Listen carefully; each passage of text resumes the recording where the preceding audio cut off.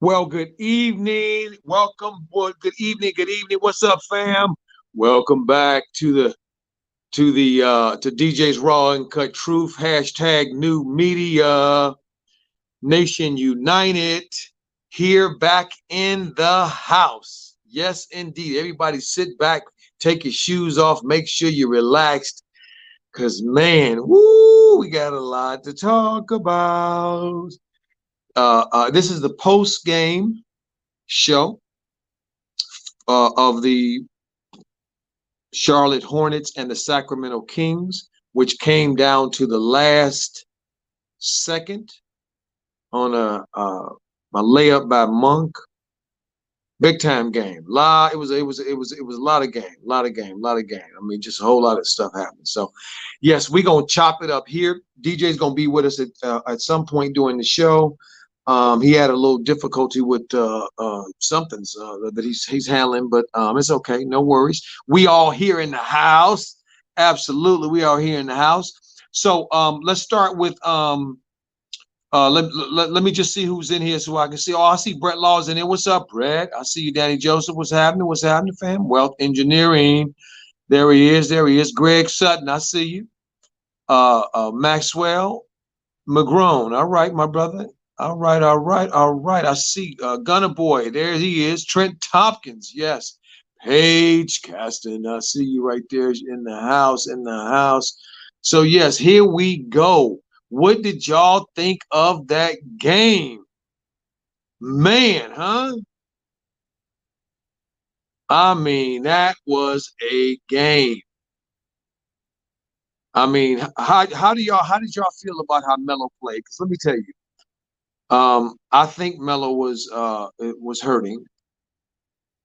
I'm hoping that that's not true, or it's minor, and he can just I don't know. He got to get on a plane and go from Sacramento to Portland. That ain't that far.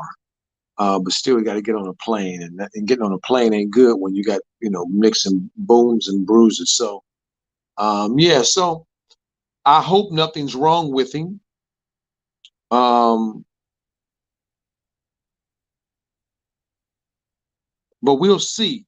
But I love Melo's game. PJ stepped up offensively. He was a little bit more to be desired on defense, but he stepped up offensively for a big 42 points, a career high. We got to give our chat out to PJ Washington, okay, for the career high, uh, um, and Monk for the apparent game winner and the free throw as well, which closed it out for the Charlotte Hornets.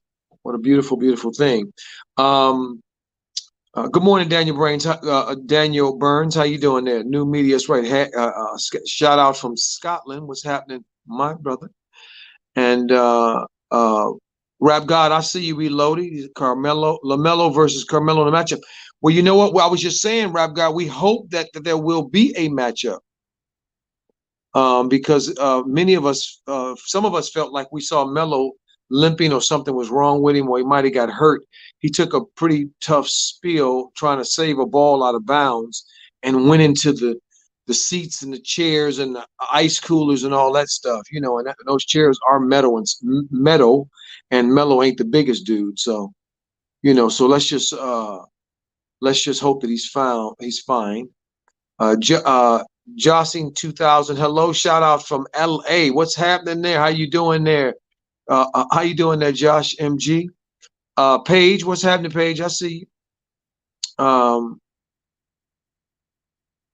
So yeah, so this is a huge win for them. This is a huge win for this team. The media's kind of phrasing it as this is a comer. This is something that a signature win. It shows that they really, coming. That they might be the next best thing. They're finding themselves. So I don't see it as that. I don't see it as such myself. Again, the Savage said, I was very disappointed in the late game defensive strategy. Ran the same Harrison Barnes play like 5 straight possessions. Exactly, exactly. You're absolutely right. Absolutely right. But that's that JB. Let me say this, family. When it come to JB, okay, don't save him. He don't want to be saved. Don't save him. He don't want to be saved. Don't save him. We ain't trying to save him.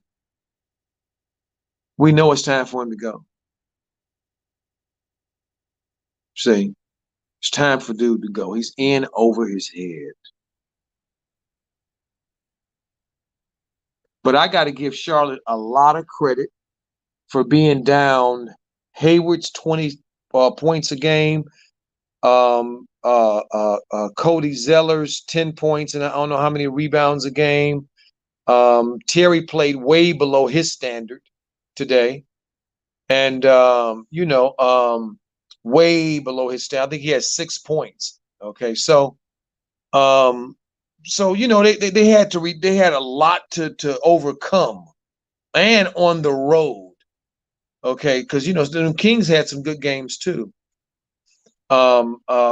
Jake, Rihanna said, Melo was physical with Fox. Yeah, he was. Like the time he got that flagrant foul when he smacked him in the head. I think he did that. I think he did that for Lonzo. And me myself, I think he did it for Lonzo for all the talk. But that kid played his behind off, man. I think he shot 7 for 11 from the field. I think he was 1 for 2 from 3. I think he made 9 of 10 free throws. Family, listen to this, huh? I think Melo is since he's been starting the last 9 or 10 games. I think he is shooting. I think about 80%, about 90% from the free throw line, if not higher. Casanova said Melo outplayed Fox. He absolutely did, and I thought the blow to the smack to the head was saying that's for you, Lonzo, even though we didn't win the game. Because if they were up and Melo was in that position, I don't think he would have contested it that way. I think he did to get to get some get back on his big brother. Yeah, that's just me.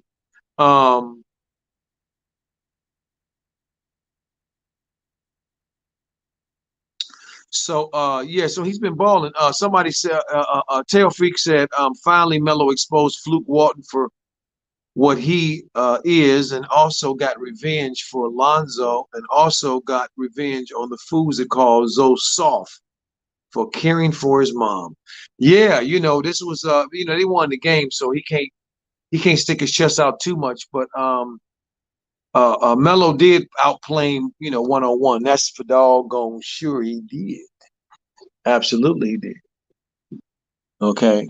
And so we're gonna acknowledge that, and we're gonna celebrate that. Yeah. So Melo has 7 double doubles. Who said that? Shanika. Hi, Shanika. How you doing? What's happening? What's happening? 7. I mean, that's amazing. 7 total double doubles. Come on, man. See, this dude knocking it out the box. Knocking it out the box. Don't even try that. See, and they just didn't have enough tonight, and when the game is over with and we get a chance to the emotions go away and you just get a chance to look at it, upon another view. That's why the coaches a lot of time they always say I got to watch film. That's what that means. I got to watch film. To see after all the emotions, because you're gonna miss things in the emotion of a game, without a doubt. Without a doubt. So, upon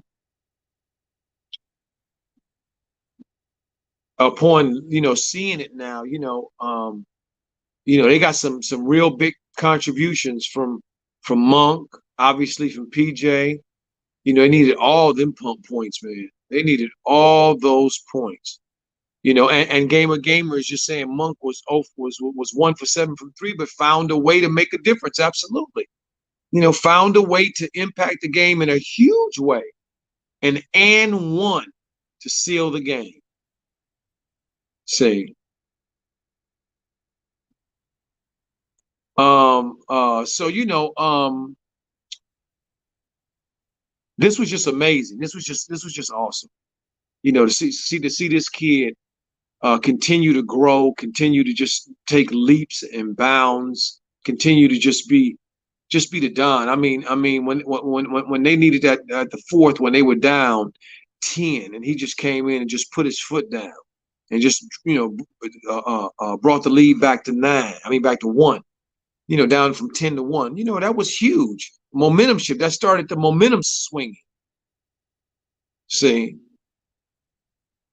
So I thought that was really, really, really, really interesting, and a vital part of the game, obviously. I mean, because if you come out here and go sideways, it goes from 10 to 20, just like that.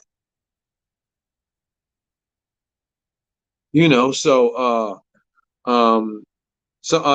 said PJ. Well, would you say Casanova? PJ soft. No one said, but it's the truth. Yeah, he might be for as big as he is, in terms of his girth and stuff, and he should be. To me, he took off today, a lot on defense today, and I guess he was just pacing himself to get, because he had it going. I mean, sometimes the guys know they got it going early, and he maybe just had it going, and figured he was going to conserve his energy on the defensive end, and so he can exert himself on the offensive end. He won't be the first player to do that.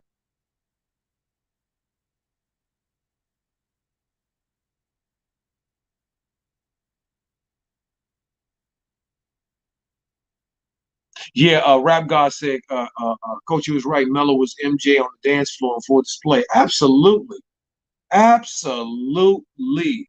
I mean, how he showed that he could make adjustments on the fly. Okay, against these pros, man. This is his first time playing. Well, no, he played in that arena when he was at Chino Hills, because that's where I think the championships were when he was in Chino Hills.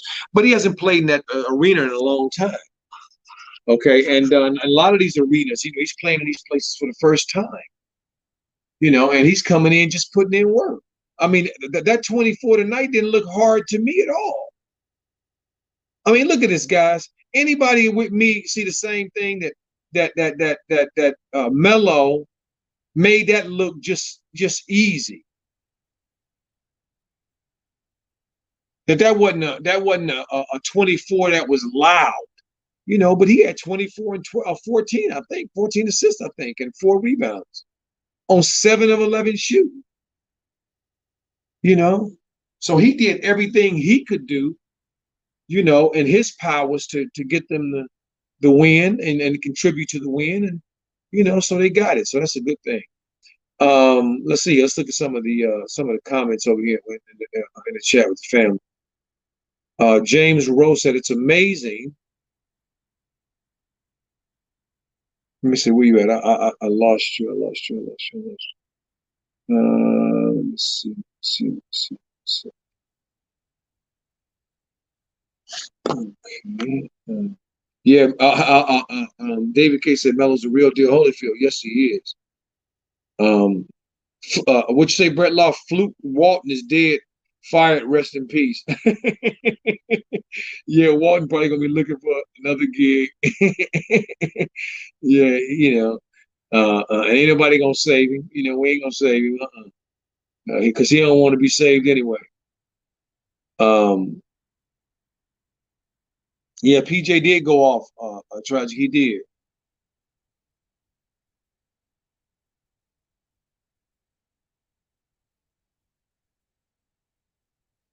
I don't know. I'm gonna tell you guys. So I hear a couple of y'all in the chat talking about whether Melo has the keys or not. I'm of the school of thought. I got to tell you guys, I don't think Melo has the keys yet. I really don't. I cannot say to you guys with any confidence, okay, that I know what he's going to do and how many minutes he's going to play and how he's going to be affected when Devontae comes back. I can't tell you that. I don't know. But I know that Halliburton, that if Luke Walton is still there, Lucas, I know that he'll go right back to his position and back to his minutes. I know that. I mean, look, they beat a team on the road in their gym without Devontae, without Lurch, without Hayward, and almost what I mean. Well, I should say without. I can't say without Terry because he gave 6 points and they won by 2. So without those guys, that's a lot of production, a lot of points anyway, right? So they needed all the contributions that they got. And look at the defense as Jake. Shout out Jake. Ariana, Melo is going to be a great defender soon. Man, he's a great defender now. Okay, to me, he a great defender now. This defense he put on today was just beautiful to watch. He was all over. He was all over the place. He was moving his feet. He was guarding with his lower base, not with his hands. See, because that's where you guard. You move your feet and you guard with your base, not your hands. That's that way you can take charges without, taking the full blunt.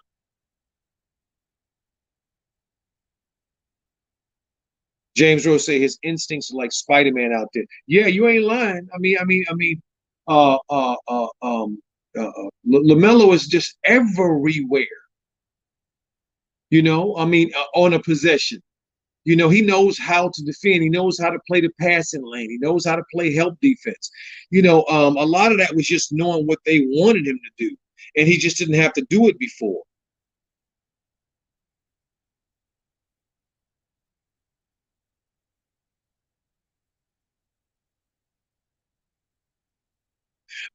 Casanova says, if anyone wants to know how bad Coach JB is, his team has no bigs, but 2 rookie centers in the G League average double-double and can both shoot threes. Yeah, you ain't lying. You ain't lying. And then see, this is the history of a bad team, man, a bad organization. Those of us watched Charlotte just go and run Sacramento down, just run their ass down, right? You in your own gym, okay, and you shooting free throws, 2, 4, 6, and out of that 6, you miss 5. Man, come on, man. See, that's why I always say to you guys. See, I always remind you, family, that this thing is mostly mental. And that's why, because the mental is a reflection, reflects the and makes has a direct correlation to confident, how confident one is or not. See, yeah, and Melo is very, very, very confident, very, very confident. Yeah, I've seen Richardson and G League Casanova. Yeah, they balling. Them young dudes. I said it I said it in the telecast. One of them kids should be up here, especially if you when you playing they got to play Portland tomorrow. Okay, who they got? They got uh Hassan Whiteside. Who else is the other center down there? Nurkic is hurt, I think. Um, who do they have? Who do they have? Portland has.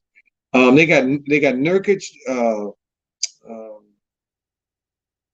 I know they play the kid that can leap. I know they play him sometimes at the five, but they got somebody behind Whiteside. I think I can't think of who it is at the top of my tongue. I mean, at the top of my head right now.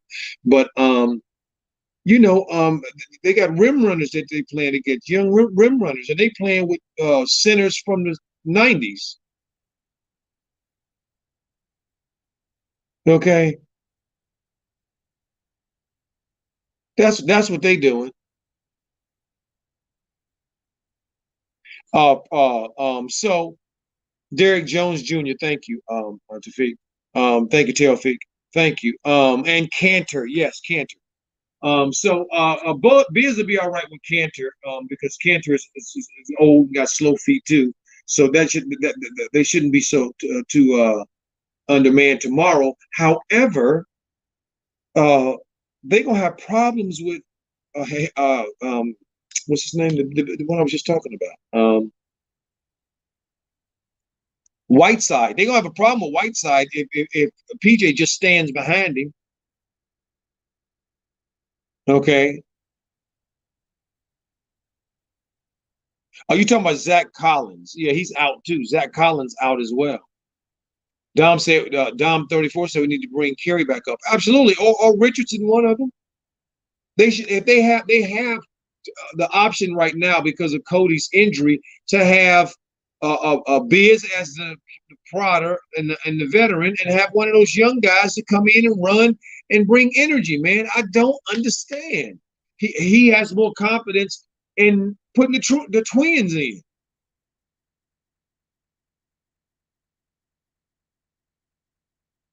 See, Casanova said, "PJ's not a big. I don't know what this coach don't get it."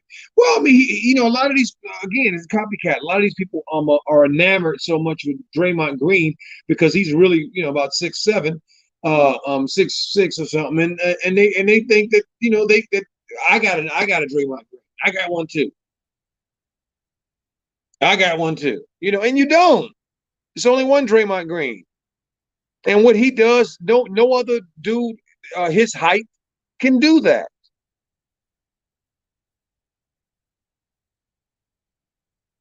See, so this makes it's just silliness, silliness. Rap God asked me about what do I think about Van Gundy and his career. It's average. I mean, I don't think a whole lot of it, to be honest with you. You know what I mean? Mediocrity is not something that I spend a whole lot of time, talking about or looking at. Once I assess it and see what it is, and I'm just moving the hell on. You know what I mean? If it walks like a duck and quacks like a duck, it's a duck. So that's why I am. I'm with that on that. It's a duck. So once I acknowledge and see it, then I'm moving on.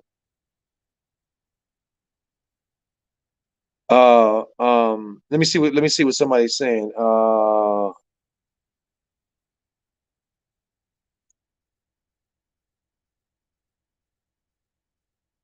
Gamer said, "How you doing, Gamer?"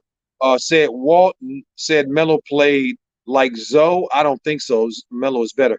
I think he was just talking about. I heard the interview, and it was a pregame interview. I'm very much interested to find to listening to his postgame interview after he actually played against LaMelo, as opposed to seeing him on tape.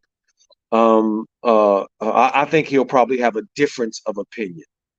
Okay, because LaMelo shot 10 free throws and made 9. He ain't never seen Lonzo do that when he was coaching. Okay, so we can cut that out.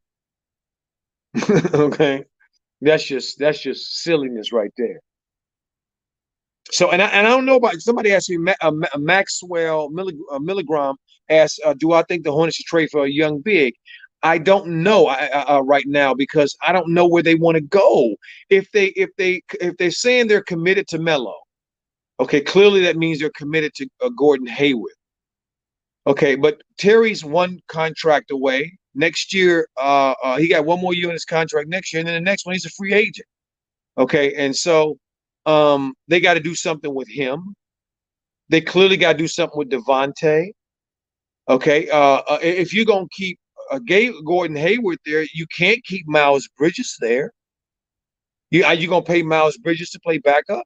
I mean, so it's so much I don't know yet because they look like the toys of the what's that story? The toys of Misfit Christmas. They look like just a bunch of desperate parts. I don't see nothing that's why them winning games to me is just so crazy, just so crazy. Hood Ross says Graham is going to struggle to get playing time, let alone starting when he comes back. Coach is going to break his Tave's heart. From we gonna see. I am. I'm gonna tell you who Hood Ross. I am not putting. I ain't betting one wooden nickel on that. Okay, with the love affair and the way he has spoken about this kid, I ain't going there. But if it's true, because it should be obviously, Devontae should clearly be coming off the bench. Okay, then I say bravo. Well, somebody said who said be smart to keep Miles because of I saw that. Who said that? Because Gordon's made out of glass. Yeah, I agree, but they're a small market team. They're a small market team, and they're not going to be able to pay Miles. I don't think at all.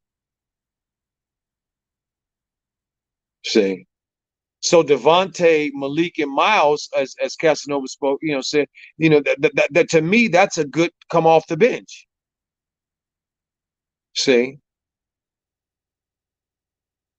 so how you doing? What's up, Vontae?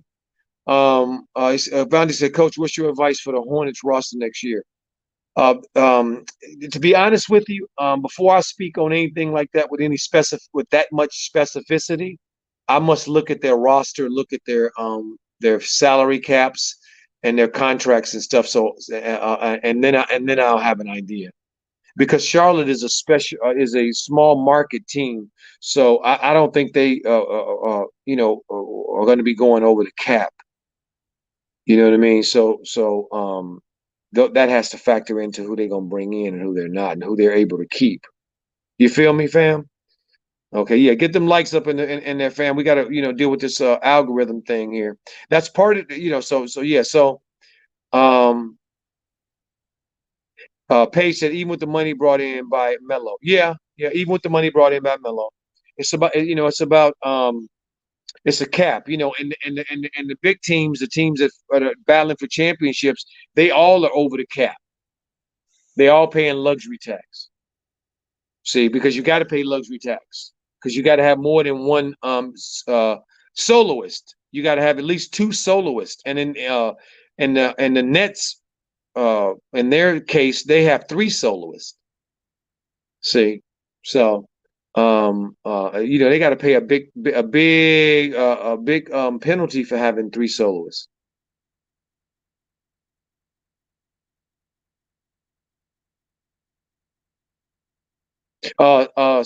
Sekou McCarthy says Charlotte has to trade for a center, Bamba, Drummond, or someone. Yeah, I mean, I think they certainly need somebody, and they have an expiring contract with Cody, so that's good.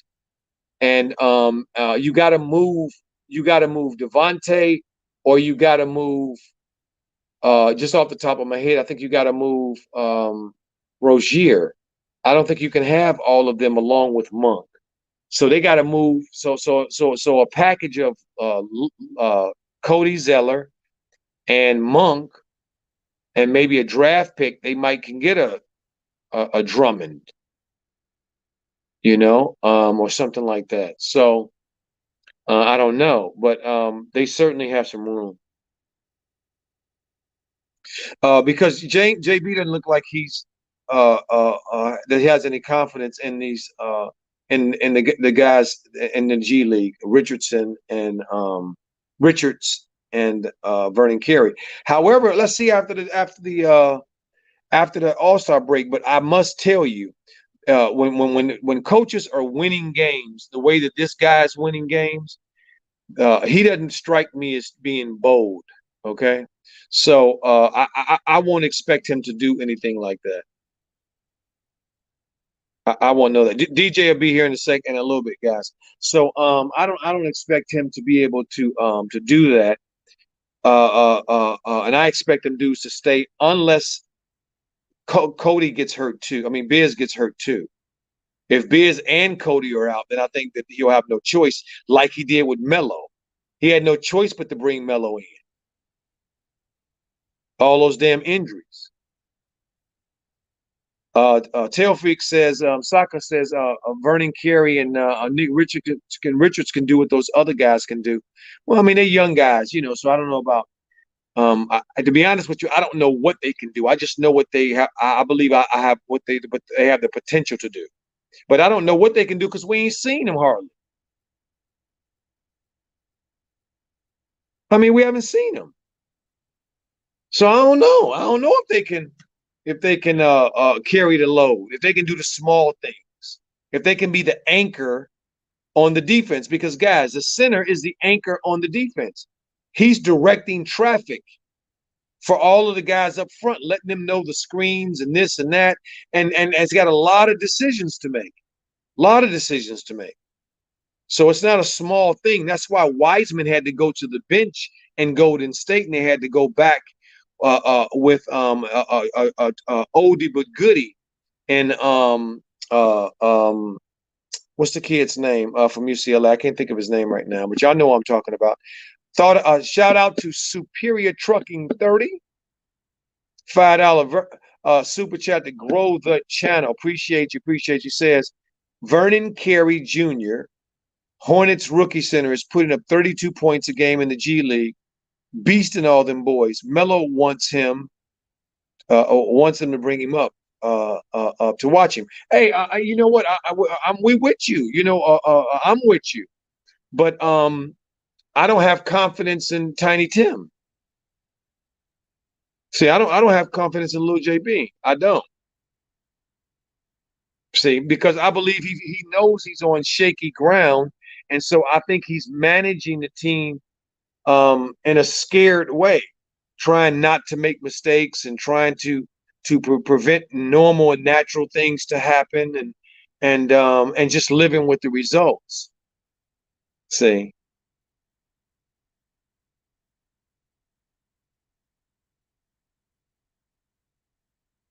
because really when I look at this team, to be honest with you, I'm with Sekou, who says the only player off limits on this team is LaMelo. They could trade any one of these other dudes. I wouldn't be broken up about it. See, Rap God Reloaded said Borrego doesn't have any confidence in himself. Yeah, I mean I agree with you because I think he's in uncharted waters. See, when he was at San Antonio, Pop was wearing the crown. That's who had the heavy the head. Okay, it wasn't him. Even though if Pop gets fired, a head coach gets fired, his assistants usually get fired as well. Okay, so that's true. But in this case with Pop, nobody was worried about Pop getting fired. See, so there was no pressure on Borrego when he was in these other stops. There's pressure. On tonight on NBA TV, I heard the guy who the host of it say that they're going to make the Hornets and Sacramento game the game of the night, to replay it on the loop on NBA TV tonight. See, so that's something Borrego can't. That's undeniable. His team is trending. And so that means more eyes are on you, which means what? More scrutiny, more people looking and watching your every move.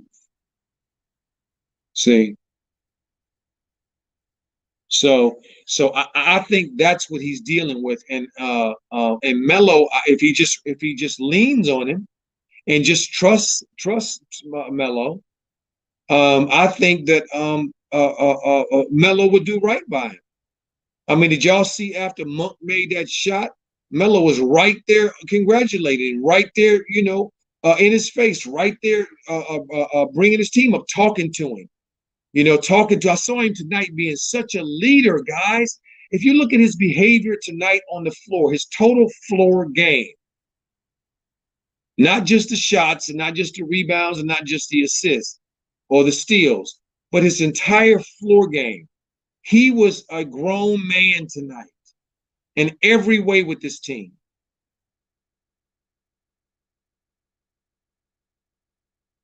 See, Erico Smith said, why do we got to give up 33s a game? Because they play zone.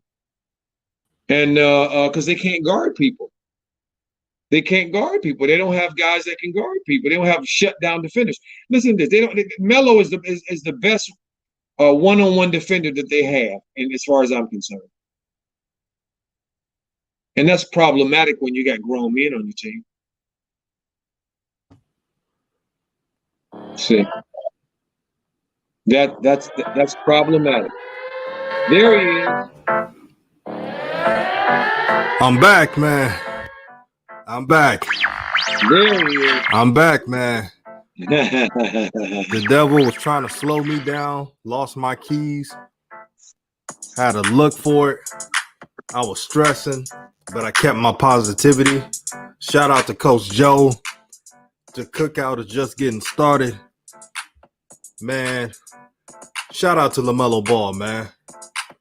He avenged his brother Lonzo. He took care of De'Aaron Fox. Malik Monk handled that last second layup attempt for the and one and game-winning free throw. It's on tonight, man. We told you LaMelo was that dude. We told you he's that dog. Get down or lay down. New media, man. Nation united. We the best. We're humbled. But we also believe in this movement. This movement is truth. If you represent truth, new media is for you. If you represent unfiltered, raw, uncut truth, this is the channel. Shout out to Coach Joe again. Coach Joe is the OG of new media. J&J Video, y'all know what it is. Revolution Radio, aka Rev. Nobody's stopping us because the Most High is behind us. Get down or lay down. Shout out to the Meloholics in the chat. Shout out to the real ones who supported me when I wasn't shit on this YouTube channel. When I had 50 subs, 100 subs. Woo! Woo! Cooking. Oh, man. Oh, man. Fire, DJ. Go ahead, brother. Man. Shout out to everybody, man. That game was in pins and needles. It's kind of like my day. I'm losing my keys. I'm just frantic, but I had to keep a level head. This game was everything. And you know what's crazy, Coach Joe? What's LaMelo could have had even 40, even 50 points in this game. That's how dangerous of a scorer he is. And the reason why De'Aaron Fox had his couple of points, really that zone. That zone is going to mess him up on certain teams. Y'all saw what it did with the Golden State with his Warriors. This coach does not know how to adjust his defense. And I got to read this, Coach. Casanova said, most energy DJ done had in his voice in a minute. Man, what I just been through, it's a glory to God, man. Glory to the Most High. I had to come in, turn up because I was so excited for this video. I really wanted to have the intro and everything. And it was all messed up because I lost my keys. So I was pissed, but I was relieved. I was pissed, relieved, turned up, all in one. And where's Tyrese Halliburton? He out here snickering and hee ha ha. He wasn't doing that after the end of the game. Yeah, go smile and laugh in the bench, Tyrese Halliburton. Laughing because LaMelo almost got dunked on by De'Aaron Fox. We saw you. Pathetic. Yeah, Tyrese was hiding. He out here moving, gyrating around. I'm like, this brother ain't injured. I told you what I thought it was. Lit House. Shout out to Rev. That's King Fuse Lit House. My brother, man. What's up, Rev? Make sure y'all subscribe to his channel, man. Unfiltered. Now, if you're Shine, don't go there. He ain't holding back. He ain't holding back at all. Don't go over there. Y'all be surprised what he said. It's like, DJ, why did you recommend Rev? I said, I told you. Rev is only for the real. Mm-hmm. DJ, you didn't hear it, but it's more, early. I told him, I said, when it comes to DJ, it's just when it comes to JB, it's just one thing. Don't save him. He don't want to be saved. Don't save him. He don't want to be saved. Don't save him. He don't want to be saved. So, Right. so, family, the people in the room saying he had a good game, he coached a good game, and Melo said he coached a good game, or Melo said he did good. That's my response to that. Right. See, because that ain't no real love. That ain't no Aunt Viv love, man. Come on, man. You ain't fooling me. And Coach, I wanted to ask you, Yes. You think Melo will be okay with this next game? Is tomorrow, right? Portland Trailblazers. I'm waiting to hear. I don't think so. Somebody, if he did a press conference, and he hasn't been doing a lot of them lately. I'm gonna find it and see. And see. It is tomorrow. Trailblazers. It's tomorrow. Trailblazers. Yes, a back-to-back. Now this is DJ. What if it's something? If it is something, flying will aggravate it. See, and they got to get right on planes and get to Portland. Man, they which ain't that far from Sacramento, but it's still about an hour and a half. And you're still up in the air. I'm sorry. Go ahead. No, you're right. If I'm Michael Jordan, I'm calling up the best plane money could buy. Got a table, a massage table, everything. Get that brother right on that flight. Well, myself, I'm not worried about Melo if he's as long as he's not injured. If he's hurt, he gonna play. Okay. If he's injured, he's not gonna play. But if he's hurt, he'll play because he know how it go. Okay. His brothers played with Jello played on over there in Lithuania. His ankle was as big as a softball, and Melo saw it, and he saw his brother gutting it out and going out and playing games and making baskets and playing hard. He saw it. So, and he know LeVar has an expectation of them. He was raised with that. So I don't believe if he's not hurt, I believe he will play tomorrow. I agree with you, Coach. LaMelo, he is his father's child. LaMelo in AAU, man, he used to get roughed up playing those bigger teams. That's how LaMelo developed. He never played on a top-notch AAU program, and he had to fend for himself. He played with nothing but, scrappy kids from the neighborhood. Mm-hmm. And he was dependent on doing everything, assisting, scoring, setting the tempo while pressing. Mm-hmm. Mm-hmm. Mm-hmm. He's built for this. Yes. Can I say this? TLC said he's just tired and sore. And that could be very well it. Somebody said they think LaMelo had dead legs. I didn't think he had dead legs. Because dead legs means short shots, and his free throws weren't short. His shots at the rim weren't short. He only took 1 of 2 of 3 from 3, and he made 1 and missed. And he took 2 and made 1. So you see it from there. But he shot 10 free throws and made 9. And he made some baskets going to the rim. He had a floater too. So yeah, no, I don't think he had dead legs. No. I think when he fell in that over there in that with them chairs and fell over Right, that cooler, I think he hurt himself. I mean, like not hurt himself. I think he got a boo boo. You know what I'm saying? You know what I mean? I don't think right. he. Yeah.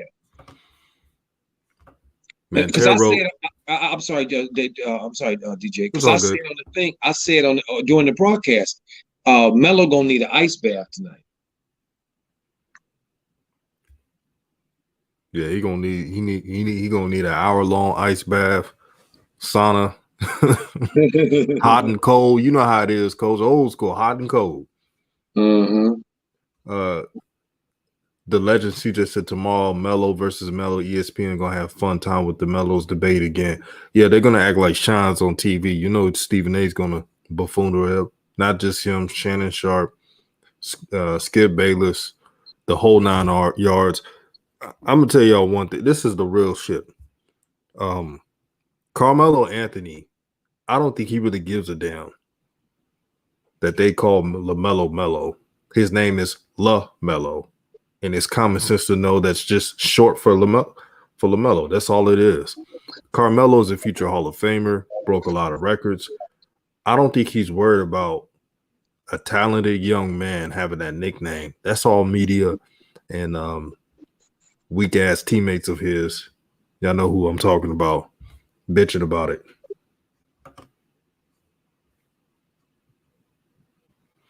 Sekou says, DJ, have you reached out to LeVar for an interview? We need him a part of new media. And yeah, I don't reach out to people. Hopefully in time he can, say, hey, DJ, I seen your channel, man. But yeah, that's just not my style to reach out to people. But that would be dope, man. I'll tell LeVar. Now, this is new media, so we're not going to ask you any crazy questions, but we're going to keep it real.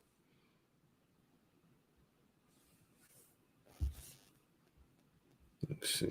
And I'll say to that, if it's in divine order, it'll be Right.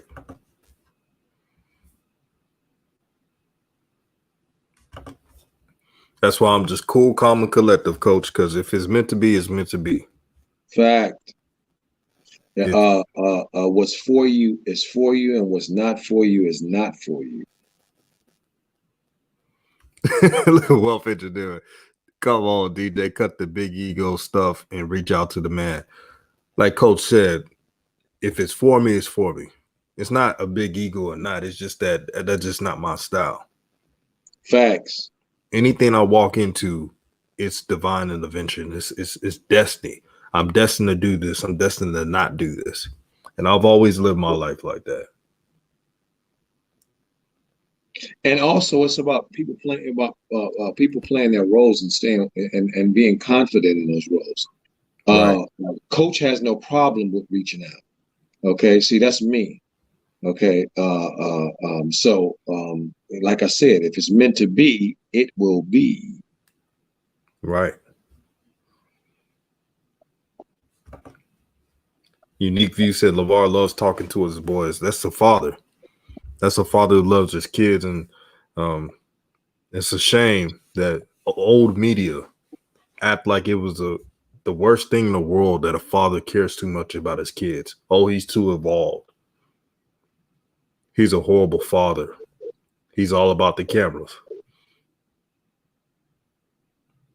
Just because someone likes to be around people doesn't mean they're selfish. That's just LeVar's character. He's always been like this. Mm-hmm. But instead of accepting who he is as a black man, they criticized him. A black American man. Right. Let's let that be known first. Raised here, born here, mom and daddy raised here, born here. That's what we talking about. So anything he know about anything, he learned it here.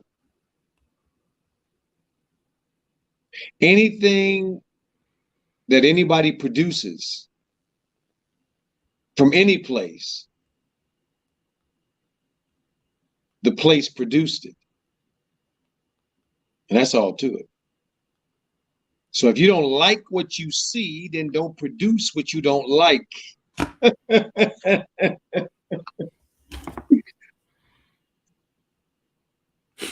Coach, coach dropping them golden gems. Not a gem, the golden gem. Mm. So, coach, in this next game against Portland, what do you want to see from this team that they can improve on? Damian Lillard, he's unstoppable.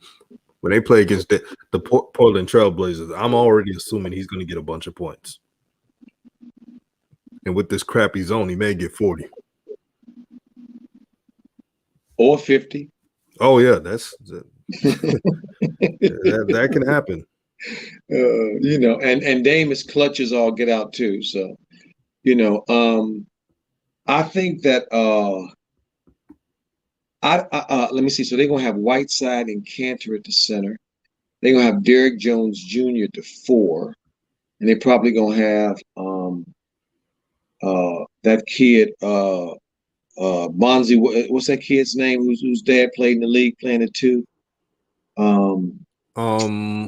Oh man, he His didn't dad get was a Shack drafted. of the Mac. His dad was a Shack of the Mac. He played at Duke. I don't know what the kid played at, but I can see his name. I can see his face, and I can't think of his name. So and then Dame. So I think that there's a high potential tomorrow. What game is this on the list? There's a 6-game road trip, right? So this is the third game. Yeah. This will be the third game of the trip. And then after this game on the 3rd on Wednesday, they go to Minnesota. Anthony Edwards, LaMelo Part 2, Pistons, Raptors, Kings again on the 15th. At home. Right. Okay. So they got 3 more after this. So my instincts tell me that they probably gonna get blown. They probably not gonna have the energy because Portland didn't play tonight, I'm sure. And they expended a lot of energy tonight. They did play hard. So I think that they can be that right now it's just up in the air. I mean, because look, PJ gave him 42. Is PJ gonna give him 42 again? Hell to the fucking no. No, he ain't. And I don't think anybody would bet on that PJ gonna give him 42. Now, the only thing that we can say with any kind of assurance or any lack of confidence in our chest is Melo's probably going to get anywhere from 17 to 25. Okay, because that's just what he just does. Since he's been starting, he's been doing that every start. This is, I think, the 9th or 10th start. So that's not a small sample size to not be able to glean how he's doing. The other one is Terry Rozier. Okay, Terry had 6 points tonight, so I would think that maybe Terry would have close to his average. Okay, but who else? I don't know. I don't know if Monk is going to play well. I don't know if Bridges or how well Bridges is going to play. And that's the thing with this team. And that's part of what's frustrating about them and what's exciting about them is that you don't know who's going to show up game to game. And that's kind of exciting. Coach, the only way they can really, because it's a back-to-back, and they put everything in this game to win against the Kings.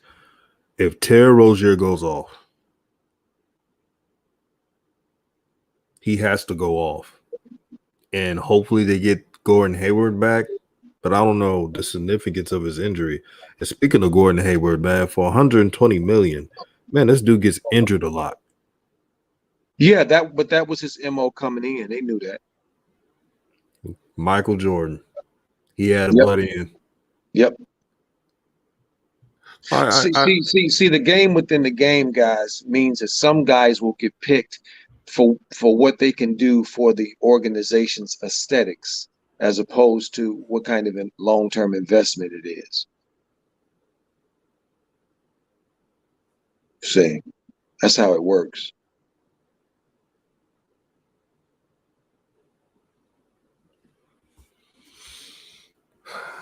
Yeah,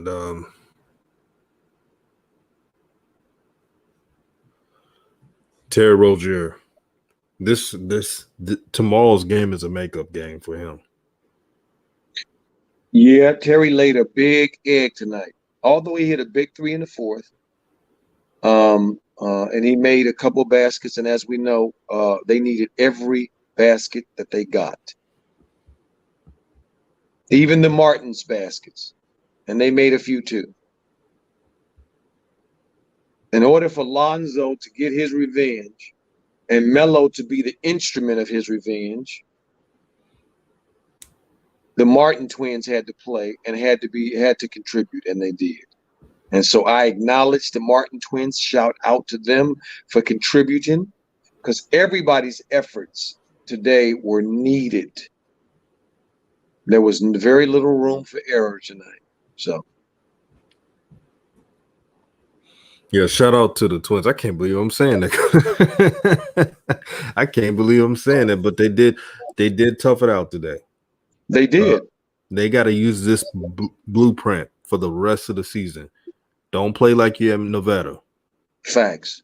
Dribbling the ball like you Calvin Hines or something, trying to dribble up the legs and stop all that. Facts. We only want you to hustle, make your open threes, and slash to the basket. You know what, Coach? A couple of videos ago. Wait a minute, you left something out. I want them to play defense when they come in too, and I want them to hustle for 50-50 balls. I want them to do the dirty work what befits their position and their pay. That's what I want. If Josh Hart can come in and do that every game for New Orleans, why can't they? I see a lot of players around the league to do that. Pascal comes in for this Golden State, does the same thing. So why can't y'all do this and do it efficiently? You feel me, DJ? Exactly. And Rainley Sanchez, you said, DJ, today, not your day. You gave a shout out to the Wonder Twins. Well, today is always my day, sister, because the Most High has blessed me with an audience like you guys to hear truth. And we got to give credit to those who contribute. The Twins contribute the best way they could. Did they make perfect plays all the time? No, but they tried. And that's all you can ask for. So I will give them that credit. Now, I want them to continue to play smart like this, or even better, the rest of the season. It's better for the Hornets that way, and it's good for LaMelo. Because this is LaMelo's team. I don't care how much they pay Gordon Hayward or Scary Terry. I don't care how much money they pay him. This is LaMelo's team. They galvanize around him. He uplifts their spirits. Look how the chemistry with the teammates when Malik Monk had a game-winning free throw. Huddled around LaMelo. Like it's his team. Facts. You got to see the game within the game to know it's a game within that game. You got to see it all. You got to pay attention to body language. The chemistry. See, I don't go around taking players' word. Oh, I like LaMelo. He's cool. No, I don't care about that. I got to see it myself to know it's real.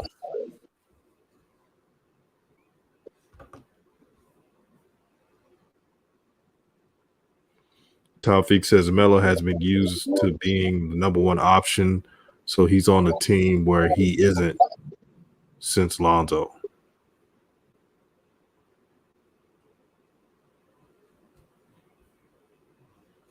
Let's see. Gamer Game says Monk said the playback was Melo passing to PJ. Playbook. Sorry about that. It was Melo passing to PJ or Monk and Melo passed to Monk to win the game. Also, they said that Malik Monk credited LaMelo, not the coach. Well, I told you what he said after that last interview I heard from him, which was the Phoenix game, Right. and he kept coming back to Melo after almost every question. And anyway, it wasn't even about Melo. He was coming back to Melo and talking about, well, no, Melo's a winner. No, see Melo. I know I did this and we did that, but it was Melo. See, he's got the ability to keep us all involved, and and he can get you right there, right there, get it to you. He knows exactly where it needs to go. See, the players know what this is. I'm gonna tell you why the Hornets are winning right now, and it's not because of JB. Now he's playing a part, so I'm not gonna bang on him. Just like a broken clock can play a part. Okay, it can be right 2 times of the day too. Okay, but so I'm gonna give him a little credit. Okay, but this team is playing this way because of Melo Ball, because they know that when he is there and he is on the floor, that they are always a potential target. They are always getting ready to have to perform. So you got to stay focused and you got to be ready, so it don't hit you in the head with the ball or fumble it all around like a crazy person. See.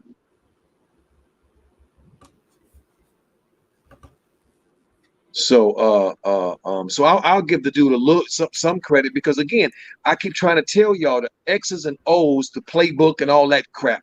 That is not what wins games. What wins games is talent. Talk to him, coach. Plays. If you don't have talent, you can draw up the best play in the world. And we saw it tonight in the Boston-Washington game I was watching. Bradley Beal was going house to that. I think he had 46 or 7 or something. He was just, nobody could stop him. And he had the last second shot. And Boston played the 2 dudes that Jason Tatum took the challenge to guard his big brother, his mentor growing up, and didn't foul him and used his 6'8" height. And then one of the other Celtics players, I think Ojale, played a great possession as well. And they boxed, they played great defense and boxed Bradley in the corner. So the shot that he took, he couldn't extend his hands because they had put his ass in jail. So his 46 was not the story. Jason Tatum's 30-something was a story because he got the win. Melo inspires winning. They keep saying he makes winning plays. He makes winning plays. He makes winning plays. He makes winning plays. They don't talk about this they don't say this about everybody. You don't hear this talk about everybody. And you certainly don't hear it about no damn 19-year-old. But stop with you guys one with the playbook and he drew up the play and all that. Oh, okay. I'm a coach. I know the value of all that. I know what it's about. But at that level, that's about 25% of the story. The other is a 75%, because the Clippers lost on a Greek freak down the lane Goliath dunk on the Clippers, because the Clippers didn't rotate, not because of some great playbook. They just didn't guard his ass.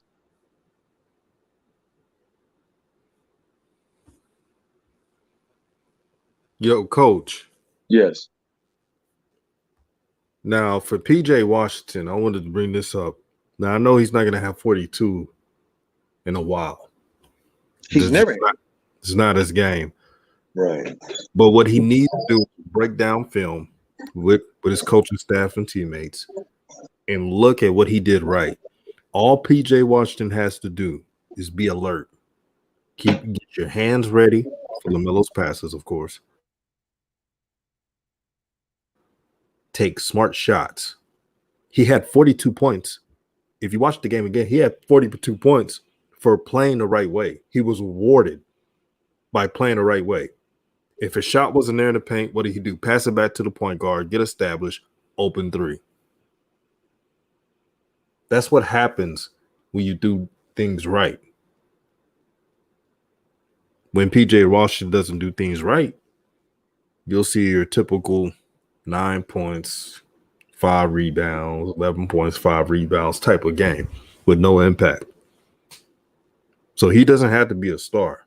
All he has to do is to make smart plays, and he will be rewarded. Yeah, facts. Hey, you see what Gamer said? Let me see. Monk said the pass to right here. Yeah. Monk said to pass to PJ. Melo said, "Nah, I'm going to pass it to you." That's leadership. That's what I'm talking about. That's what I'm talking about. When have we heard one of those stories? And this is not a critique. This is an observation to contrast and look at, to have clarity about a thing and not be confused about a thing. Because I won't accept the truth. When have we ever heard any comments like that from any players in the NBA since ZO2 has been in the game?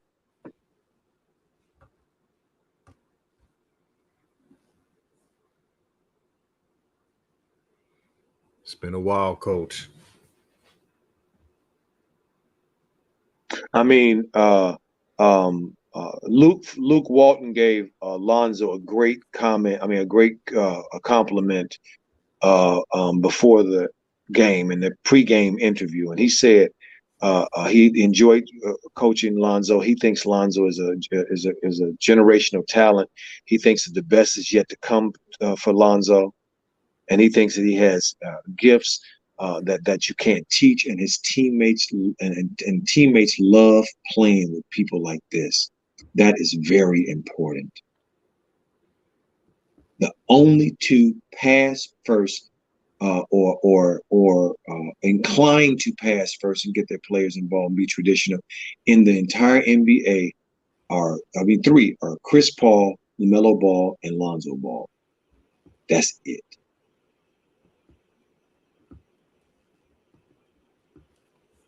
Powerful. And Coach, you realize Malik Monk was struggling in the three. Facts. So what LaMelo does, what Lonzo does, uplift your teammates for later on down the line. LaMelo could have passed it to PJ. He said, "No, I'm gonna look out for Malik Monk. I wanted him to keep going." And they got the win because of it. And it's also this, because I noticed this with Melo. I said this on the thread on the stream today. The family probably remembers me saying this. I said that Melo, to me, his floor game was the best floor game I had seen from a leadership position tonight. I saw him with his hands around his teammates' shoulders. I saw him talking to them. I saw him directing traffic a lot, getting them in the sets. I saw him doing that today. And I saw them doing what he was telling them to do.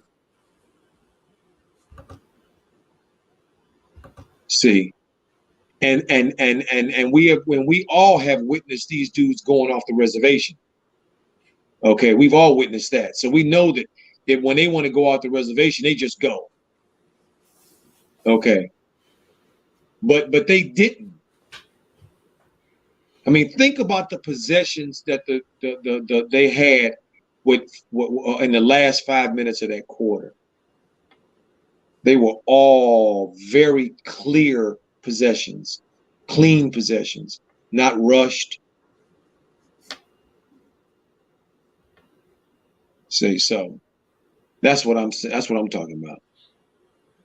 And that goes a long way because you can't manufacture that. I'm sorry, DJ. You can't manufacture that. You can't manufacture that. You can't want that to be so and then it be that way. It don't work that way. It's either that way and it ain't. And I brought Zoe up to as an example because Zoe has the same kinds of abilities. LaMelo has the same kinds of abilities as Zoe as it relates to the team and being a point guard that gets his teammates involved. See, but it's hard. Look at our young boy. He is just ringing all the bells, taking all the bows, taking all the arrows. I love it. I'm sorry, dude. Go, DJ. I'm sorry, DJ. It's all good. Walter Robinson hit the nail on the head. He said, DJ coach with no Hayward disruption. Notice how the team played through LaMelo, gave the ball back to him. Wonderful thing. And the only thing they really needed, meaning the Hornets, was a big man. Facts. Nobody missed Hayward tonight. Thank you. I'm glad coach said that, because there's this lie that said, oh, they missed Gordon Hayward. That's a piece of crap.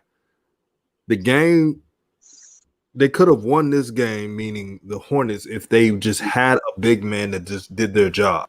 Not Gordon Hayward. I saw a lot of shines in the social media saying, man, if we would have had Gordon Hayward, we wouldn't have struggled. Bullshit.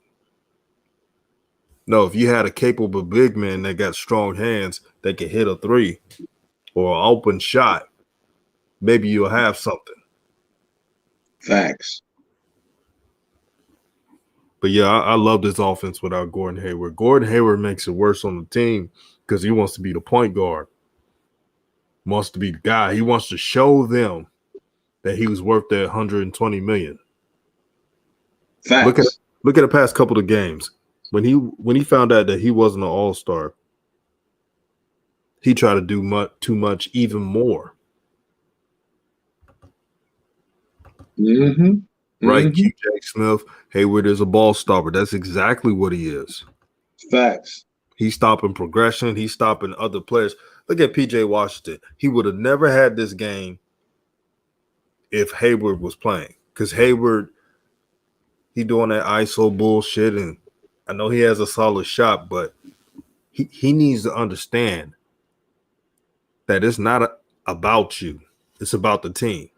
You could get your points while giving the ball to LaMelo, because he's going to give you the ball back if you're open.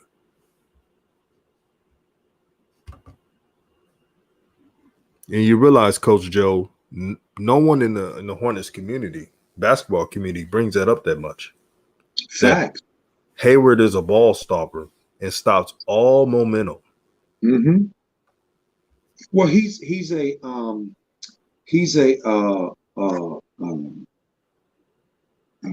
his career now, he's a mid-range couple dribble guy. When he does more than a couple dribbles to get to his move, then that's when he runs into trouble.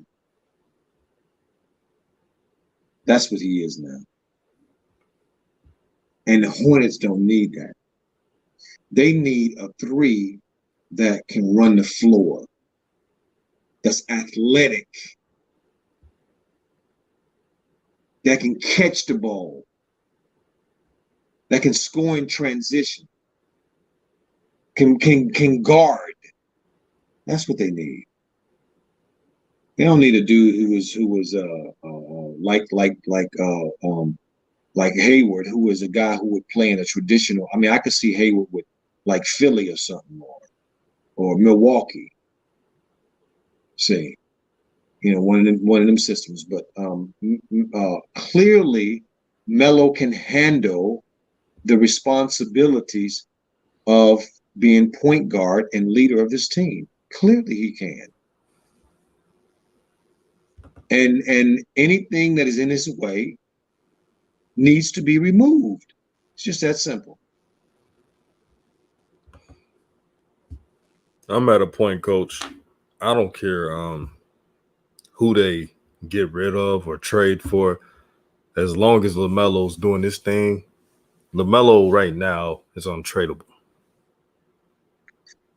He's just that guy. He's too talented. Now, knowing me, if LaMelo was ever traded, I wouldn't be mad at all. But fact. it is what it is. Mm-hmm. But I told him, Coach, I said, man, if they give Gordon, because I heard the rumors then that Michael Jordan likes Gordon Hayward, and I'm like, what the hell are you doing? You got LaMelo Ball. Just get you a big man that could run and catch. Mm-hmm. Mm-hmm. But he had to get his guy. That sounds just like Jordan. That wasn't. I was telling folks this was not a Mitch Kupchak move. Well, to me, I heard Gordon tell. He said that when they interviewed him that they had offered him a deal before he went to Boston. They were one of the teams that wanted him, and he said he felt honored. And so when they came back around, that's why he left the Celtics, because he remembered the loyalty and the goodwill that was coming out of the Hornets ownership. That's what he said. So I think that's a damn lie. I don't think that's the reason he took it at all. I think he took it because he opted out of a $35 million guaranteed contract. And he ended up replacing that one when nobody saw it coming with $120 million in 4 years. So, he got his bag. I don't begrudge nobody getting their bag, but he's clearly not. This is the second win in a row. A row is it for this team? Yeah. No, they lost against the Warriors. Oh yeah, they lost against the Warriors, but they've won another. This is the second win on this road trip, though, isn't it? Yes. Yeah. So, remember before this thing started, we all were saying that this is going to be, the end of JB, because they clearly ain't gonna win no games here, or very few, get blown and stuff. And they probably 500 on this trip right now so far. They're doing a lot better than I thought. I thought they were going to get boat race. Yeah. I had to let folks know that don't look at the standings with this schedule. Wait by the end of the month. I say after All-Star break, 2 weeks after, to see what's really going to go on. To not be alarmed that the Hornets are 9 or 8. If they could just get a couple wins, steal a couple wins, they'll be fine.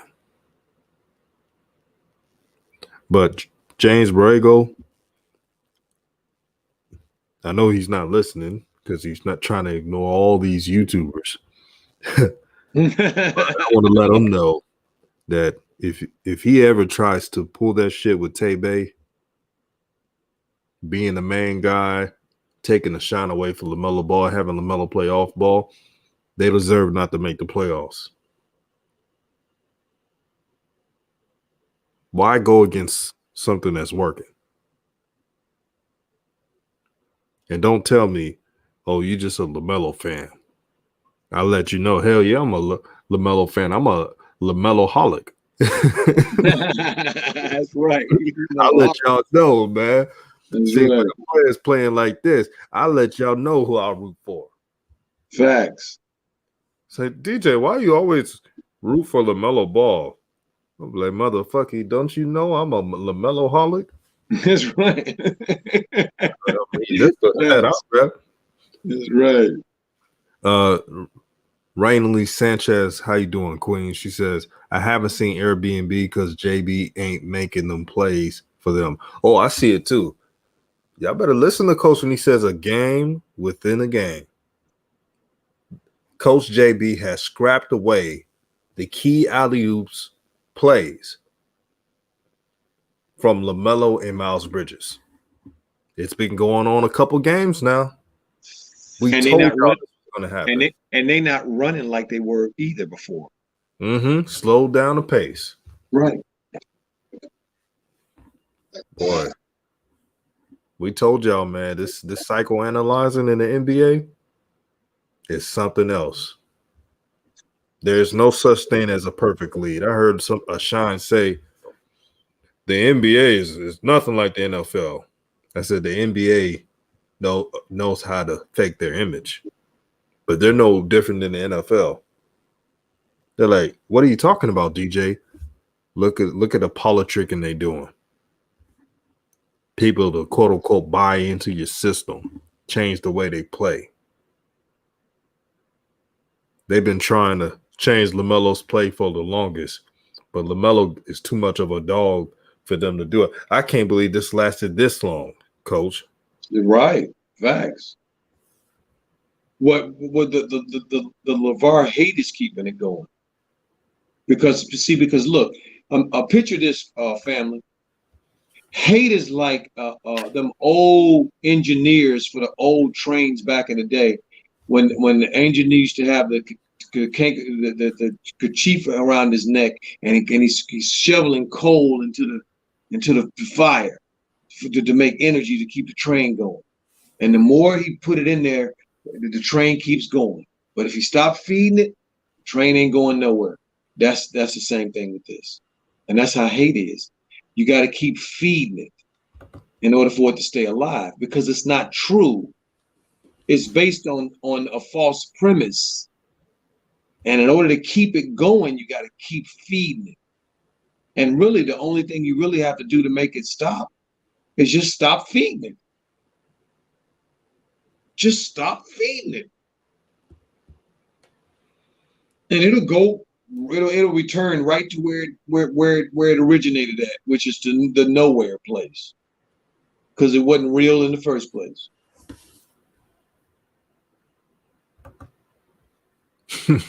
Coach Casanova said they don't take JB serious, bro. JB learned from Greg Popovich. He's one of those, I'll make them take me serious. I'll reduce your minutes in a couple of games, or I'll take less plays away from you. See, he's one of those coaches that tells himself, I don't care if they like me or not. I'm the coach. I could find other methods to F shit up. But the reason why you haven't seen JB, he'll say some good things here and there. I ain't going to cap. But is he like what he is with Devontae Graham? Not even close. This dude brings up Devontae Graham. He ain't been playing in a week or so. Well, we really missed Devontae, or he'll say Tay out there. Tay, what he does is his skill set and leadership is so instrumental to our program. He likes to say program like it's college. Facts. And I'm going to give Tay all the minutes he deservedly needs.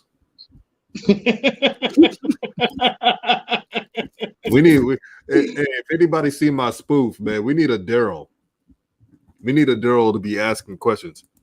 So, JB, you do know that your team is above 500 when LaMelo plays 35 minutes or more. Oh, that's just a fake stat. I am the analytics. I'm James Borrego. I am the analytics. Right.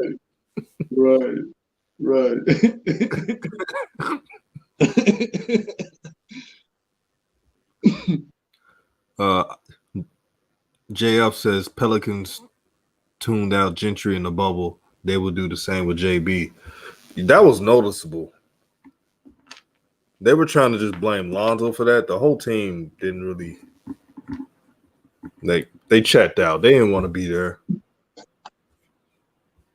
That's not an excuse. Facts. I was watching. I know this is Ball in the Family, and you know how reality shows are. But when Lonzo was talking to Denise and he was saying like how he can't wait to see the kids and stuff like that, Denise was looking at him like, shouldn't you think about winning a championship or going to the playoffs in a bubble? Like, she gave him that look. Mm-hmm. And I don't care. That's why I gave the Lakers all those props. When you're playing basketball, you better take it serious. It don't matter if you're playing in Timbuktu, Africa, or on the concrete. Facts. If you compete, you compete. Right. Competition is a must. This is not a comparison. This is just the attitudes of each brother. LaMelo's you could tell he loves basketball so much.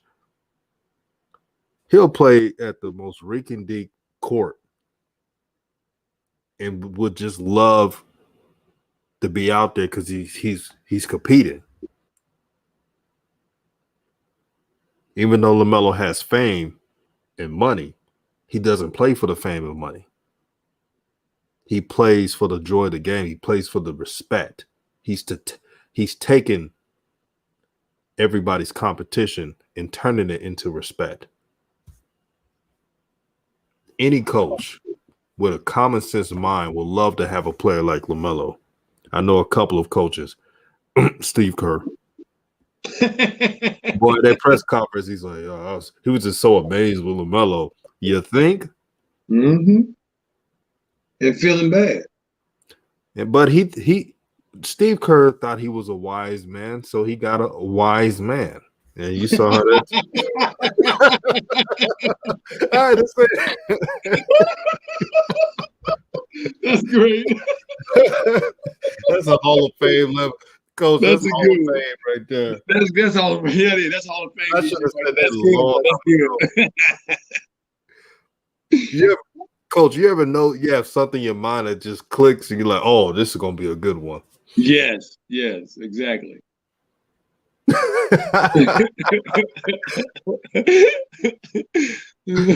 Oh, man.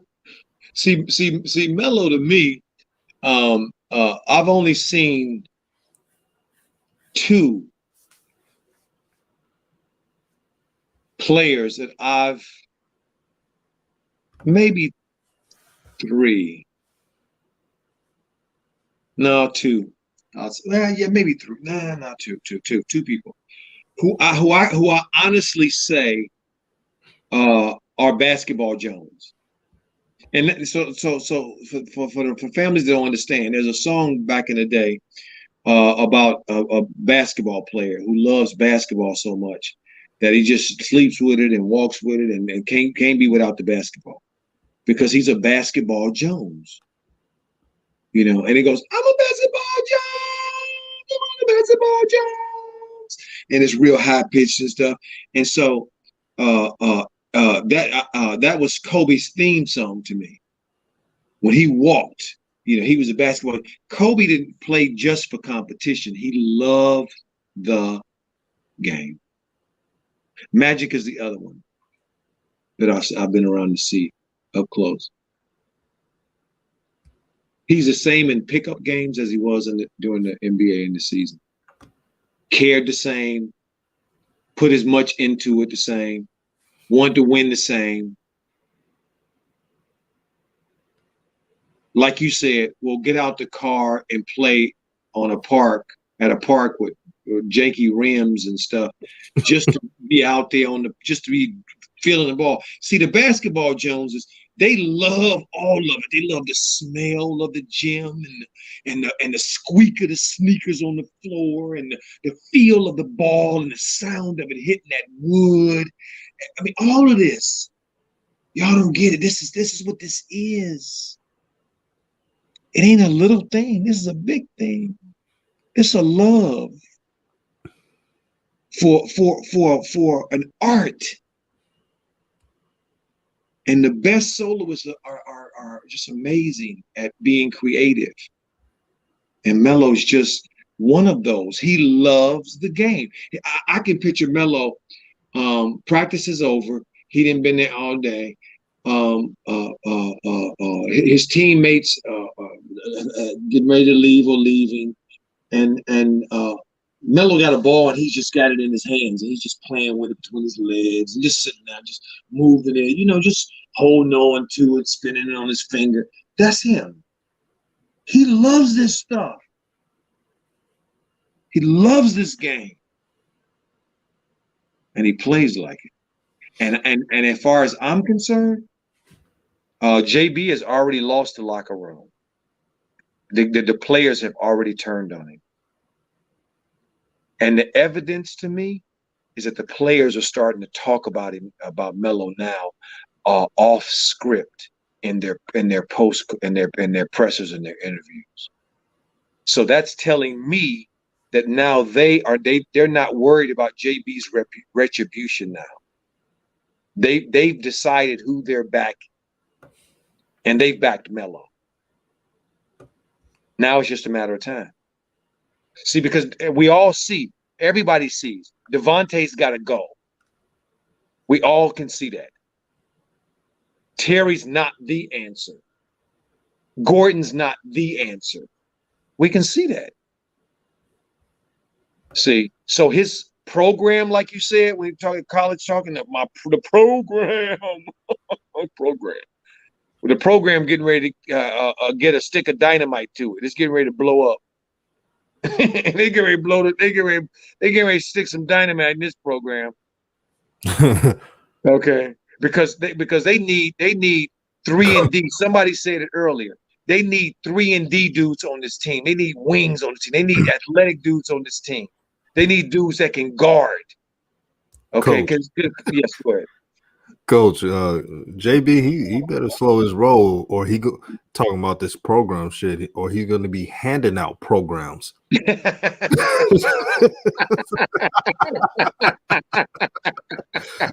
Coaching manual from James Borrego. Thanks. Oh man, Coach, Casanova put it best. He said DJ was smoking on that Walton pack. That's how he really lost his keys and why he had so much energy tonight. Man, it takes me losing my keys. Man, this is the most energy I ever had on the show. Usually I'm all monotone. Yes, I believe that James Borrego is not a fit for the team. Now I'm like, fire his ass, get him out. I don't care if they won this game. Must be the adrenaline, coach. That's right. That's right. That's right. That's right. That's right. Because DJ, let me tell you what's becoming evident to the players, that Melo's going to be a shot caller. Right. So it's evident that he's going to be a shot caller, and it's coming. Not right now, but it's coming. Where they're going to be asking him who he want to play with, who's a good fit, who he wants to play with. They know that because that's how it works. Like, who got the keys? You looking at him. That's right. That's right. That's right. Who got the keys? Him. You're looking at him. Yeah. Who got the keys? The funny haired, light skinned dude. The one with the funny hair. Yeah, him. No, man, he looked like he's about 15. I know. He was the youngest looking player. He's one of the youngest, but man, he looks like a high schooler out there. Absolutely. See, LeBron James was a bit of it. I'm just bringing him in because LeBron is the closest to Melo. And Melo closest to LeBron when coming in making a splash like this. LeBron looked way older than his years. You know, he looked like one of them African dudes talking about, I'm 21. He about 35. I'm 21. Dude, where's your birth certificate? Got lost in the fire. No. Oh, dude, Lord. no, dude. You're about 35, dude. Cut it out. You ain't no damn Man, we're gonna go a couple years, and they're gonna pull up the draft. They're gonna be like, how in the hell LaMelo Ball fell to 3? And LaMelo almost went to Chicago. Absolutely. There was a last-minute trade. Coach knows about this. They were going to send Wendell Carter and I think Laurie Marketing for the number 2 overall pick. Yeah, they were talking about it. It was on media reports. They reneged on it. Okay. Can you imagine Zach LaVine? Oh, I would love it. Are you kidding me? I would love it. I would love it. That did happen, but what's that on the Hornets? Hey, I gotta shout this out. Uncle Vern said I can see Rod Higgins coming back and general manager and Craig Hodges as coach. Yeah, I can see it too. My mentor, one of my big brothers, Rod Higgins. Yes, and Craig too from back. Those guys from my neck of the woods. Real, but yes, indeed.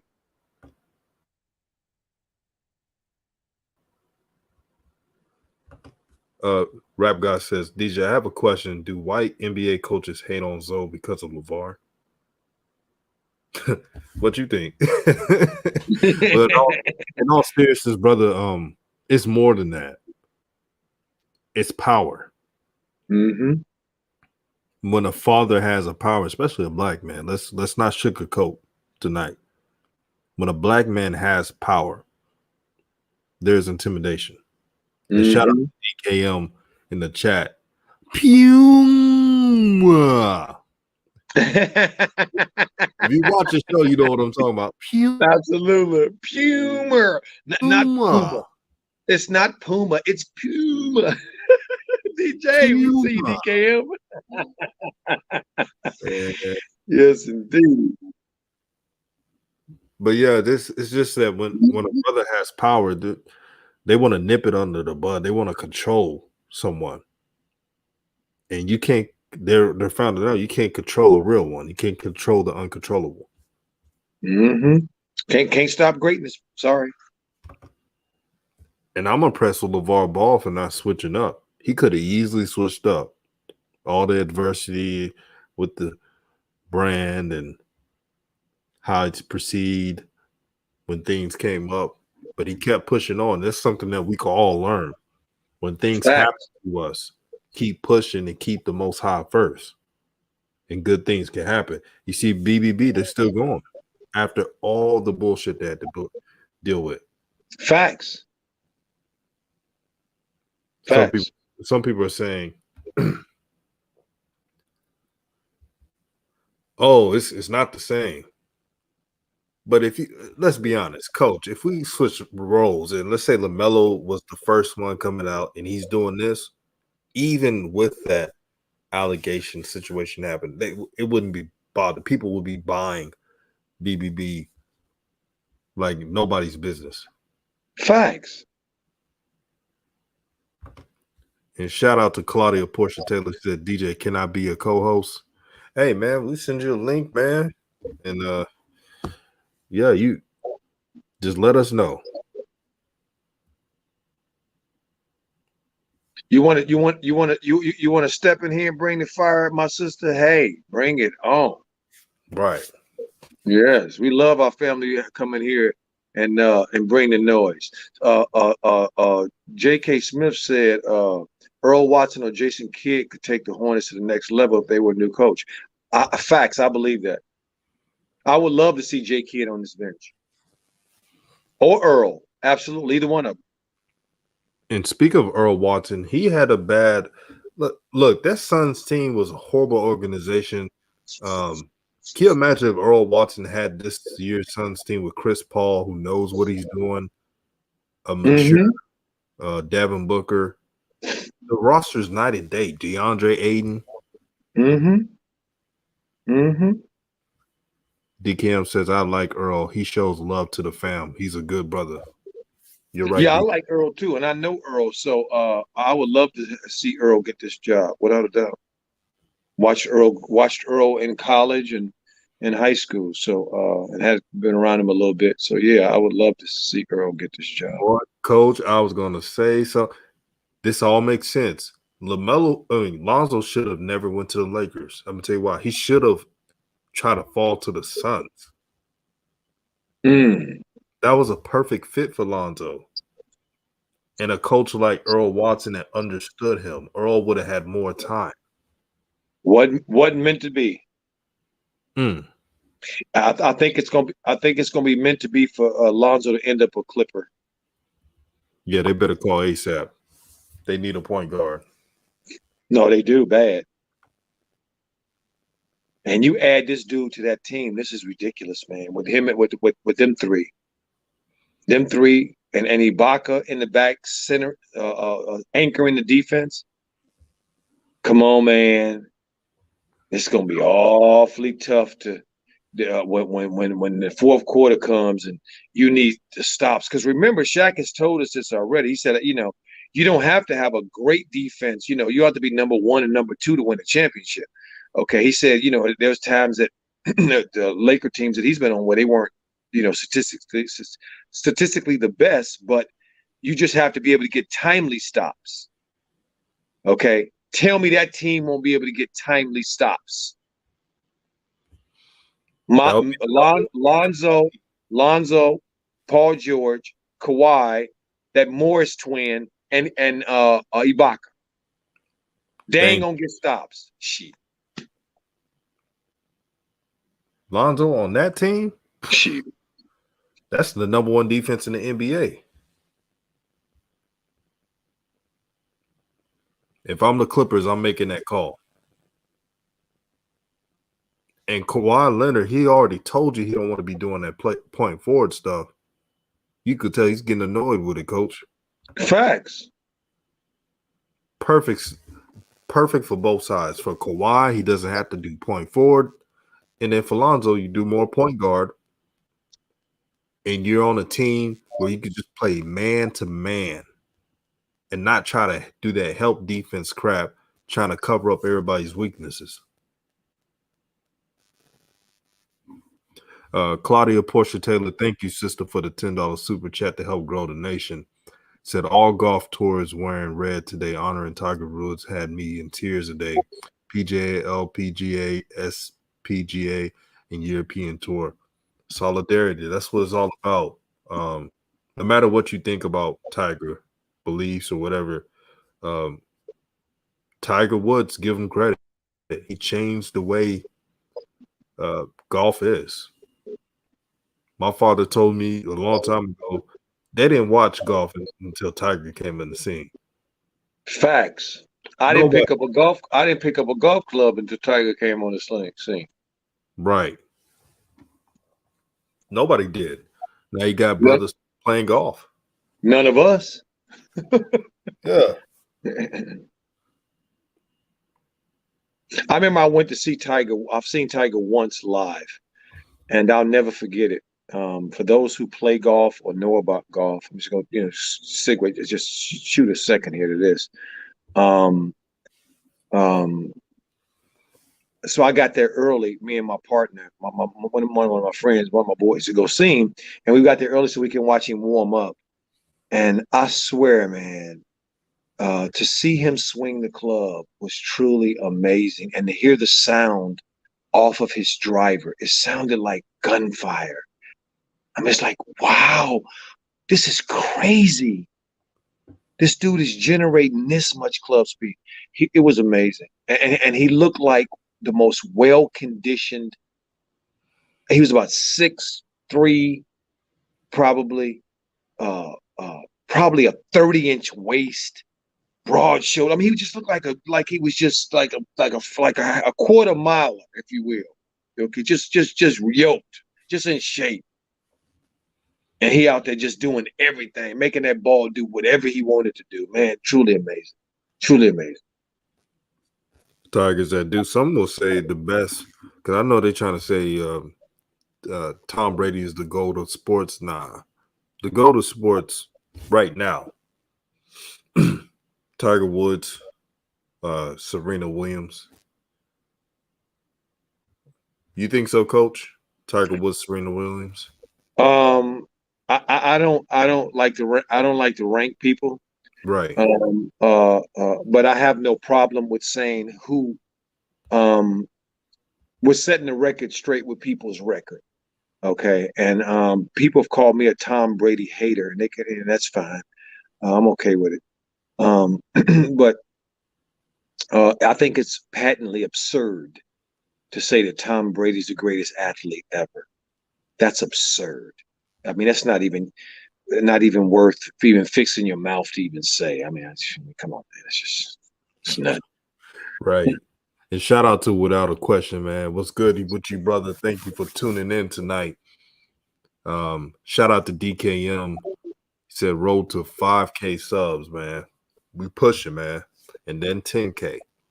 Then 20K. Facts. Organic subs. That's all I have. Organic subs. See, I mean, and I'm a little. Y'all notice I wasn't too excited about Lonzo going to the Clippers, even though I think it's the best fit for him, and I think he would be very successful there. But I hate the Clippers, and I believe that they're cursed. And I don't want Lonzo going to no franchise that's cursed, and he end up something happening to him there. Okay, that's why I don't want him to go there. But he just fit in so perfectly there. I mean, 6'6" Lonzo and 6'7", 6'8" Paul George, and the 1 and the 2. Get out of here. Teams is getting the business if that shows up. And then you come off the bench with Beverly.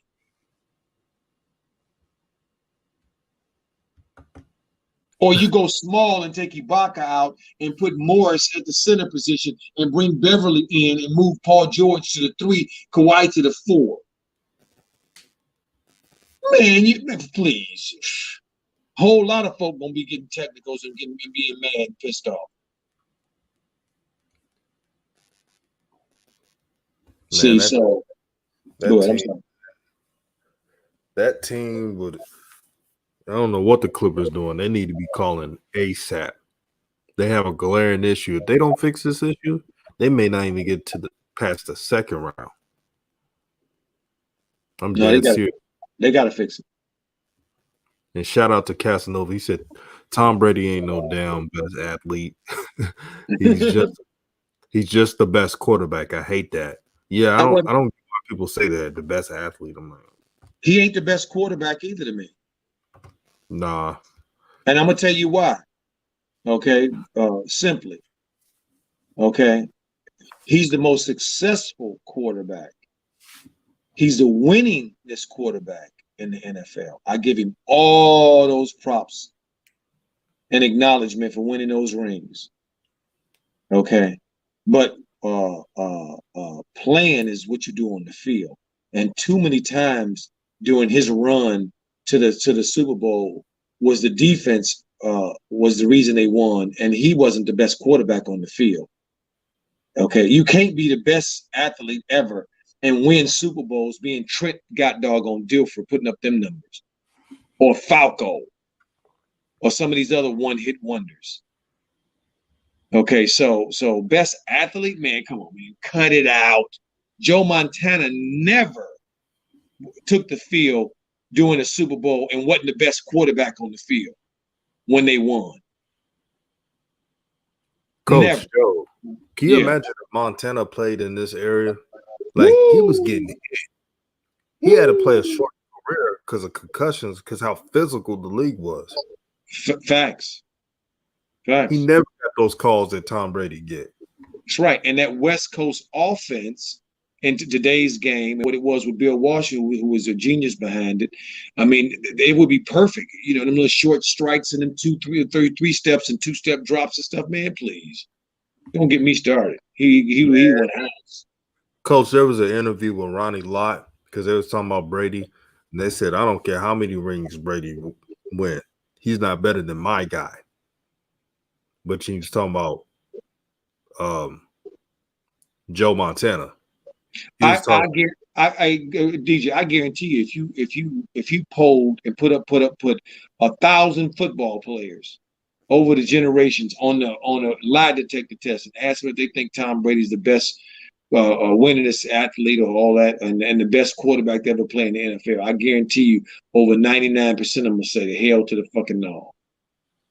No, I agree.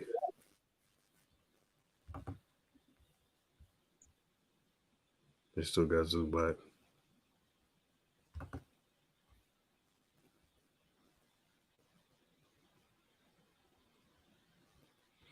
But yeah, Coach,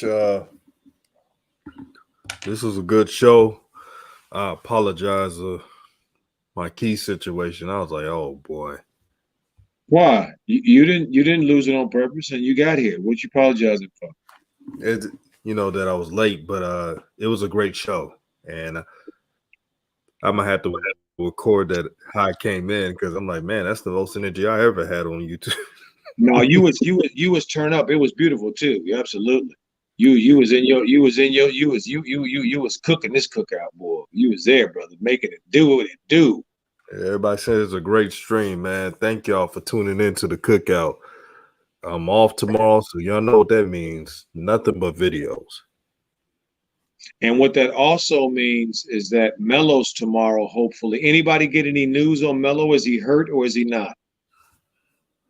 Did anybody hear anything in the pressers yet, or any word?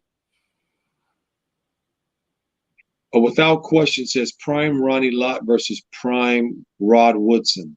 Dang, Oh that's tough. shit! That's I ain't choosing.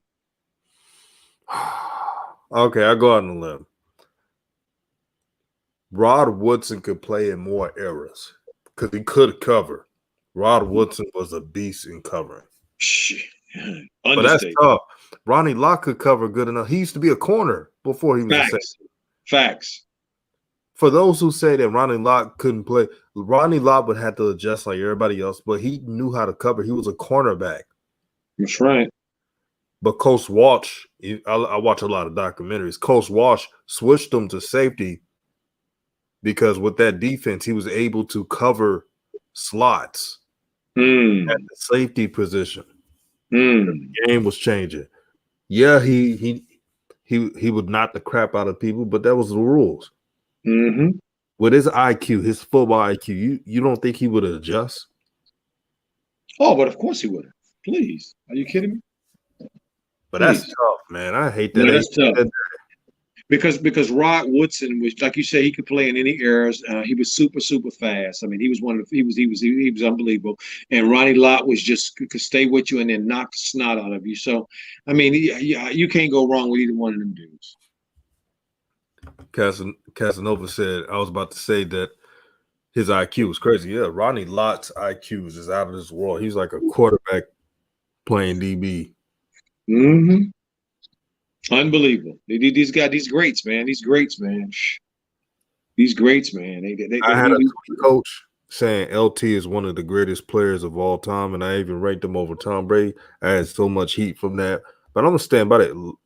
Lawrence Taylor changed the game, how defenses are played. That 3-4 defense that they got now, that's because of Lawrence Taylor. How did Brady change the NFL? I'm still trying to think. I don't think he changed the NFL. I know he got calls. You can't touch the quarterback. Right. I mean, what system? What system did they run that changed the NFL? I don't remember. I don't. Which one? And Lawrence Taylor was. Oh my God! Are you really? You gonna compare Lawrence Taylor to Tom Brady? Okay. Woo. Okay. All right. God says prime Randy Moss, Terrell Owens. Man, y'all coming up with some good ones. I'm taking Randy Moss. Yeah, Randy Moss, man. Randy Moss all day. I love T.O., but I'm taking Randy Moss. That deep threat, man. Oh. I mean, 4'2", 40, get out of here. At 6'4", get out of here. And the only weakness of Randy Moss was Randy Moss. Facts. He didn't like your organization. He like, man, I could have played. I believe his last year in San Francisco, right? He didn't want to be there. He'd rather just retire. You could tell. Right. And he had one game, somebody was trash talking him. And this is past his prime, quote unquote. I think it was like D'Angelo Hall, who was a good corner at the time. Burnt him. And I'm like, oh, man, I don't think he tried that. That's his only weakness, Randy Moss, was himself. Yeah, exactly right. Exactly right. And that's how he ended up at Marshall in the first place. Because he wasn't supposed to go there. He's supposed to go to Florida State. Oh, he did with the Florida State. He redshirted, but he got in trouble with smoking. Yeah, okay, there we go. Can you imagine if Randy Moss did not get kicked out of Florida State? He would have played with Peter Warwick and them. Yeah, that would have been something. That would have been something. I don't think Nebraska would have won. I'm gonna go that far. I don't think Nebraska would have won if that would have happened. That's just what they needed. Gunner Boy said Michael Vick changed the NFL more than Brady. Facts. Oh yeah. Facts. And is anybody going to suggest that Brady was a better athlete than Michael Vick? Get out of town. I mean, this question is so absurd. It's not even funny. Or maybe they just don't know what athletic means. Walter Robinson says Lawrence Taylor was the first defensive MVP of the league, right or wrong? He was. Also, Lawrence Taylor was the first rookie to be Defensive Player of the Year of the whole NFL as a rookie. And I heard also that he's the first linebacker to make the whole offensive line pee on themselves. Oh, I did hear them stories. Ooh, man. Lawrence Taylor was so physical, he accidentally ended someone's career. Joe Theismann. He didn't try to hit, like, he was just devastated what he did. Facts. I mean, Casanova said it the best. Brady ain't even an athlete. Why are we saying that? Exactly right. Exactly. That's like saying Larry Bird was one of the best athletes to play in the NBA. What? What the hell have you been smoking? Are you crazy? Call me. Coach is gonna give Melo less minutes for the rest. Oh, you're talking about the next game. I could definitely see that, but if they have 3 players out, he don't have no choice. Yeah. The best thing LaMelo can do is pace himself if he's playing. Yeah, hey, I'm not buying into anything's wrong with Melo. He didn't look like that was wrong with him at the end of the game to me. Okay? Right. He didn't look like that was wrong. I was just asking if anything happened because somebody mentioned something about a hip or something. And then he fell and all that stuff. So, so I was just wondering because, actually, when the game is over and the adrenaline is gone, then that's when you might feel some stuff that you didn't feel. But he's 19, man. I mean, how did I'm sure he bumps and bangs himself all the time. And I said this earlier on the thing. To me, he on the ground a whole lot like Dwayne Wade was when he came to the league. Not the same, but it's starting to look similar. Right. Always on the floor. So, man, but I think JB most certainly has lost this locker. I think it is gone. Boy. Think about this. They are winning games without Gordon and without Devontae on the road.